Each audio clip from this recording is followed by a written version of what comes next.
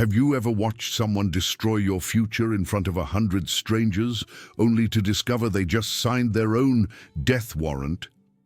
The fluorescent lights of Terminal C hummed overhead, casting sterile shadows across rows of black leather seats. Maya Rodriguez stood clutching her boarding pass, her worn backpack digging into her shoulders as she approached the gate. At 18, this flight represented everything she'd worked toward. 4 years of relentless studying, countless sleepless nights, and a full scholarship to an engineering program that would change her life. The ticket in her hand wasn't just paper. It was possibility. She never saw Victoria Hartley coming. The collision was deliberate. Maya felt the sharp shoulder check before she heard the voice, dripping with manufactured sweetness that barely concealed its venom. Victoria stood there in designer heels that probably cost more than Maya's entire wardrobe, her perfectly highlighted hair catching the light.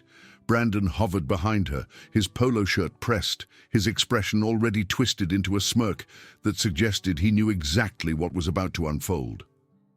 "Watch where you're going," Victoria said, her eyes scanning Maya from head to toe with undisguised contempt. The assessment took seconds, but felt eternal, each microsecond ticking off Maya's apparent failures. Wrong clothes, wrong bag, wrong everything. Maya stepped back, heart already accelerating. Something in Victoria's eyes promised violence, the kind that didn't require fists. "Sorry, I didn't see you. That's your problem, isn't it?" Victoria's voice rose, calculated to carry across the waiting area. "You don't see much of anything. Let me guess, first time flying?" The heat climbed Maya's neck. Around them, conversations faltered. Heads turned with the lazy curiosity of people grateful for entertainment that didn't involve them. Maya felt their stares like physical touch, each gaze another weight added to her chest. "Actually," Maya began, but Victoria wasn't interested in dialogue. "Show me your ticket." Victoria's hand shot out, palm up, demanding. The gesture itself was an insult, the expectation of immediate obedience from someone she'd already categorized as beneath her. Maya's fingers tightened on the boarding pass. Every instinct screamed at her to refuse, to walk away, to find a gate agent. But she was 18 and exhausted, and still believed that compliance might diffuse the situation. She handed over the ticket. Victoria's eyes widened with theatrical surprise. "First class?" "You." The disbelief in her voice was a weapon, sharp and precise. She turned to Brandon, holding up the ticket like evidence in a trial. "Did you know they just let anyone sit up there now? What's next? Bringing chickens on board?" Brandon's laugh was too loud, too eager. "Maybe she won the lottery or something." "Or stole it," Victoria suggested, her smile widening. The accusation hung in the recycled airport air, poisonous and spreading. Maya watched several passengers lean away from her, their faces already hardening with judgment. Guilty until proven innocent, and maybe not even then. "I didn't steal anything." Maya's voice came out smaller than she wanted. "That's my seat. I earned it." "Earned it?" Victoria repeated, her tone mocking. "Sweetie, you don't earn first class. You're born into it, but don't worry, I'm about to teach you where you really belong." What happened next occurred in slow motion.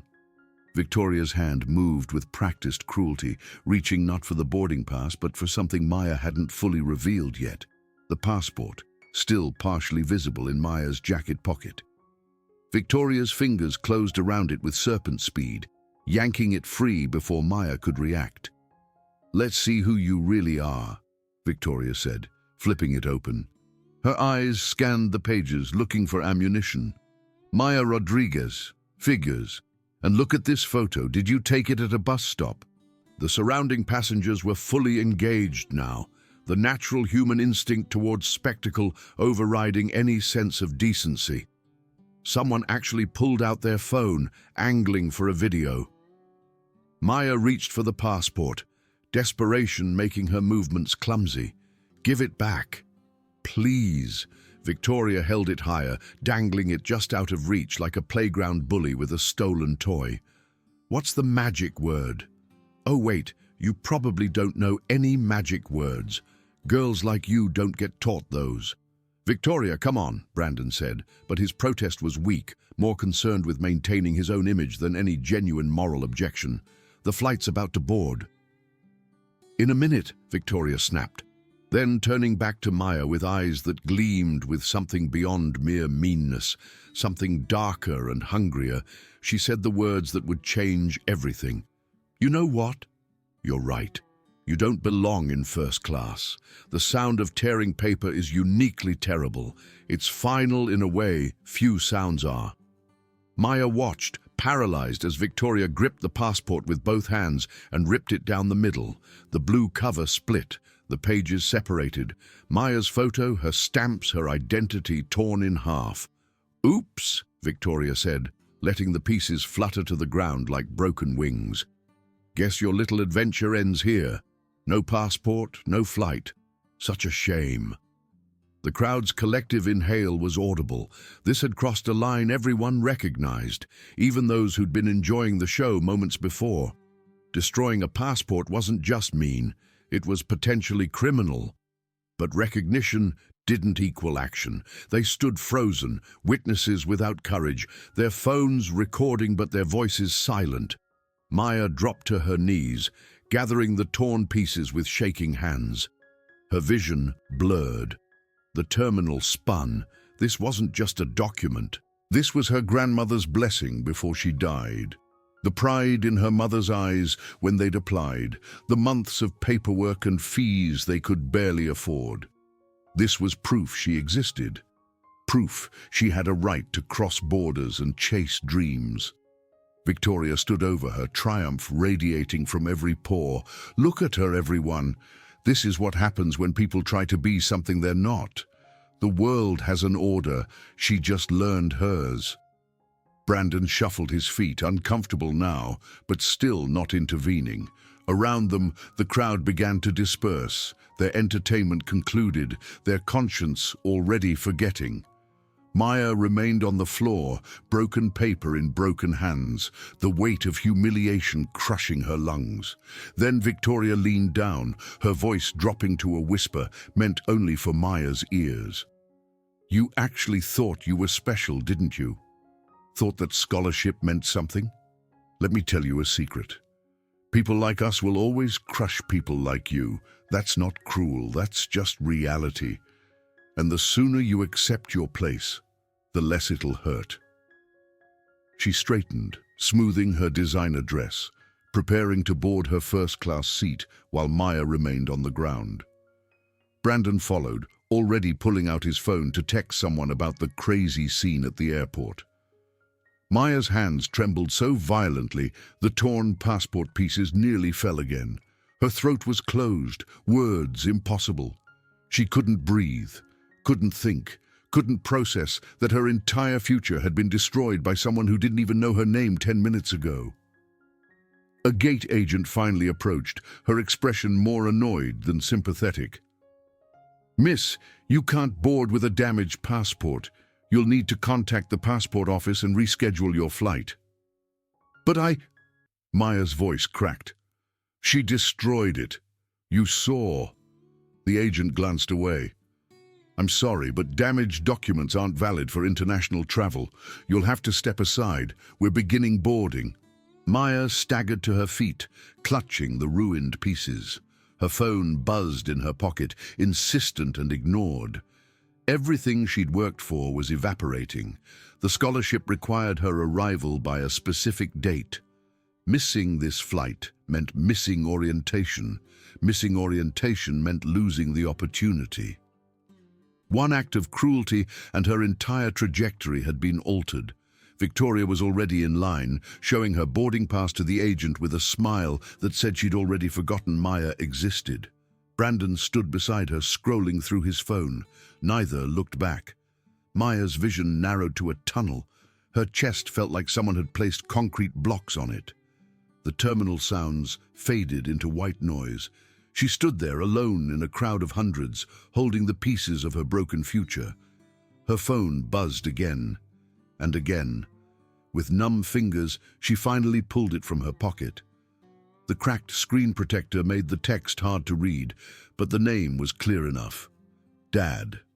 Daniel Rodriguez. The name meant nothing to these people. They didn't read financial journals. They didn't follow international business news.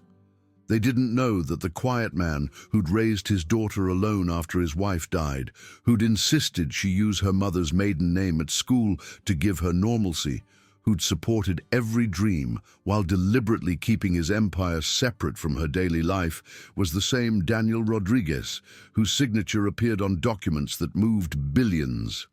He texted, "Landing in 20. Can't wait to surprise you at the gate. So proud of you, Mija."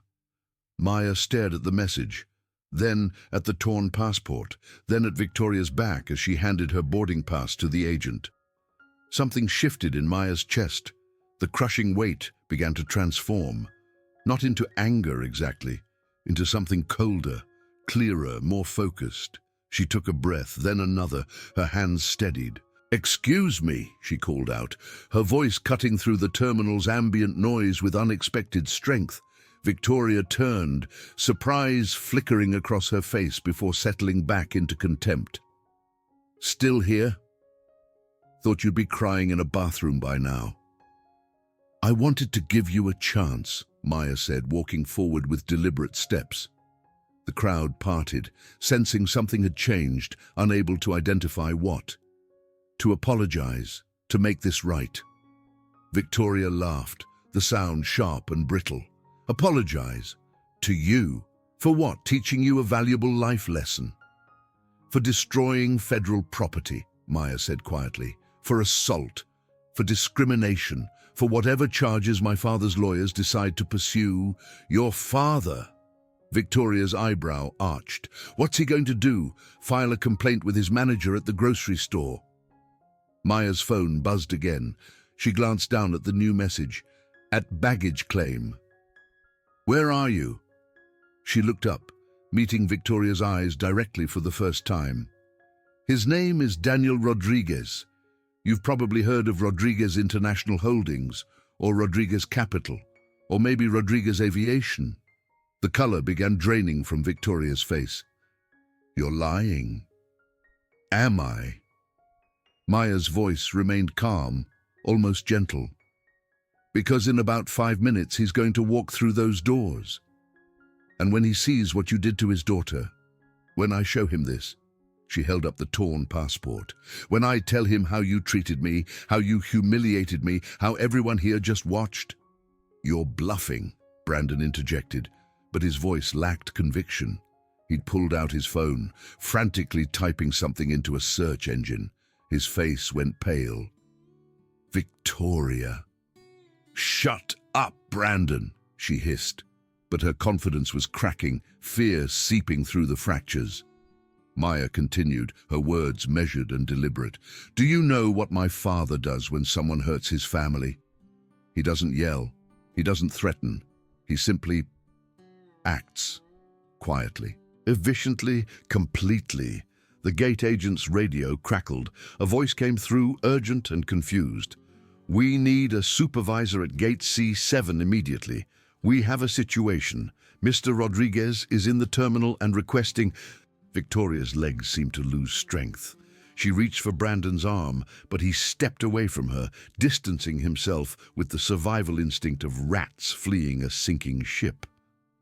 "I didn't know," Victoria whispered, her voice stripped of its earlier venom. "I swear I didn't know who you were." "And that makes it better?" Maya asked. "That you only destroy people you think are powerless? That you reserve basic human decency for those who can hurt you back?" The terminal had gone silent. Even the departure announcement seemed to pause. Every eye was on them now, but the energy had completely reversed. Where minutes ago they'd watched Maya's humiliation with passive entertainment, they now observed Victoria's unraveling with horrified fascination. Security officers appeared, 3 of them, moving with purpose. Behind them strode a man in an impeccably tailored suit, his silver hair perfectly styled, his expression carved from granite. Daniel Rodriguez had presence that needed no introduction. He commanded space simply by occupying it. His eyes found Maya immediately. The granite cracked, revealing something molten beneath. "Mija," he said, crossing to her in 3 strides. "What happened to your face?" Maya hadn't realized she'd been crying. "Papa, I—" He saw the torn passport in her hands. His expression went very still. "Who did this?" The question was quiet, conversational, somehow more terrifying than any shout could have been. Victoria made a small, strangled sound. Daniel's gaze shifted to her, then to Brandon, then slowly across the crowd of witnesses. His voice remained soft. "I'll ask once more. Who destroyed my daughter's passport?" "Sir," one of the security officers began, "we have several witnesses who—" "I did it." Victoria's voice was barely audible. "I did it, but I didn't know. I swear I thought—" "You thought what?" Daniel asked. "That because my daughter doesn't advertise her last name, because she dresses modestly and carries a used backpack, that she deserved to be humiliated, that her dreams were worth less than yours." "I'm sorry," Victoria whispered. "I'm so sorry." "You're sorry you got caught," Maya said quietly. 10 minutes ago, you were laughing." Daniel pulled out his phone, pressed a single button. "Hello, yes, I need the executive offices of Skyline Airlines immediately. I don't care what time it is there. Wake someone up." The gate agent actually gasped. Brandon had gone completely white. "Papa, you don't have to—" Maya began. "Yes," he said gently, his hand on her shoulder. "I do. Not because you need me to, but because this." He gestured at the torn passport. "This is bigger than you. This is about every person who's ever been treated like they don't matter because they don't have the right clothes or the right name or the right accent. This is about changing a system that lets cruelty flourish in silence." He turned back to his phone call. "Yes, this is Daniel Rodriguez of Rodriguez International Holdings. I'm standing in your terminal watching the aftermath of an assault on my daughter by one of your passengers. My lawyers will be contacting you within the hour to discuss legal action. But I wanted to give you advance notice of something else." He paused, his eyes never leaving Victoria's terrified face. "Effective immediately, Rodriguez International Holdings will be withdrawing our corporate contract with your airline. That's $300 million annually in business travel. We'll also be recommending to our partners and affiliates that they do the same. I imagine that's another $1 billion or so in revenue you'll need to find somewhere else." The gate agent actually swayed, reaching for a counter to steady herself. Daniel continued, his voice never rising. "Additionally, I'm authorizing a full investigation into your company's passenger discrimination policies and your staff's failure to intervene in a clear case of harassment and property destruction. We'll see what else we find." "Sir!" The gate supervisor had appeared, apparently summoned by frantic radio calls. "Sir, please, if we could just discuss—" "There's nothing to discuss," Daniel said. "My daughter will be filing a police report.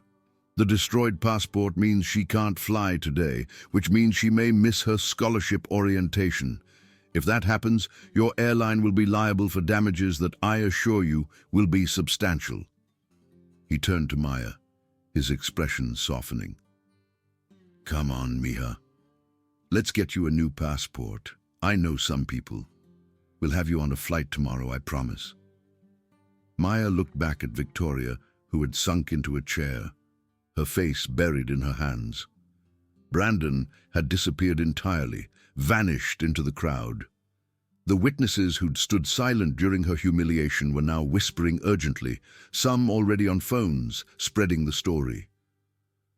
"Papa," Maya said quietly. "What about her?" Daniel's jaw tightened. "What about her?" "She's young, stupid, cruel, but ruining her life won't fix mine. She tried to ruin yours. I know. Maya clutched the torn passport pieces. But I'm not her. I'm better than that. Father and daughter stood in silence for a long moment. Finally, Daniel nodded slowly. You're a better person than I am, Miha. Always have been. He turned to Victoria, who looked up with red-rimmed eyes. You heard her. My daughter's mercy is the only reason I'm not pursuing charges. But understand this. I know your name now. If I ever hear about you treating anyone like this again, if I catch even a whisper of cruelty from you, nothing will stop me. Do you understand? Victoria nodded frantically, unable to speak. Good. Daniel's hand remained on Maya's shoulder, steady and warm. Now let's get you home. We have a passport to expedite and a future to catch. As they walked away, Maya heard Victoria's broken sobbing behind them. She didn't look back. The torn passport pieces were still in her hands, but somehow they felt lighter now. Not worthless. Evidence, proof that she'd survived something designed to break her. The terminal slowly returned to its normal rhythm. Flights boarding, passengers rushing, the world continuing to turn. But something had shifted, some invisible line redrawn. As they reached the exit, Maya finally spoke. Papa? How did you know to come exactly when you did? Daniel smiled, the first real warmth in his expression since arriving. I didn't. I wanted to surprise you, but I think maybe something bigger knew you needed me, or maybe you didn't need me at all. Maybe you were handling it just fine. Maya thought about that, about the moment before he arrived, when she'd found her voice, when she'd stood up despite shaking, when she'd given Victoria a chance to apologize, not because she had to, but because she chose to. Maybe, she agreed softly. They stepped into the bright morning sun, leaving behind the fluorescent terminal and its lingering whispers. Tomorrow, there would be new papers to file, new flights to catch, new battles to face. But tonight, there was just a father and daughter walking together, reminded that worth isn't measured in passports or first-class seats or designer clothes. It's measured in the moments when cruelty tries to crush you, and you find the strength to stand anyway.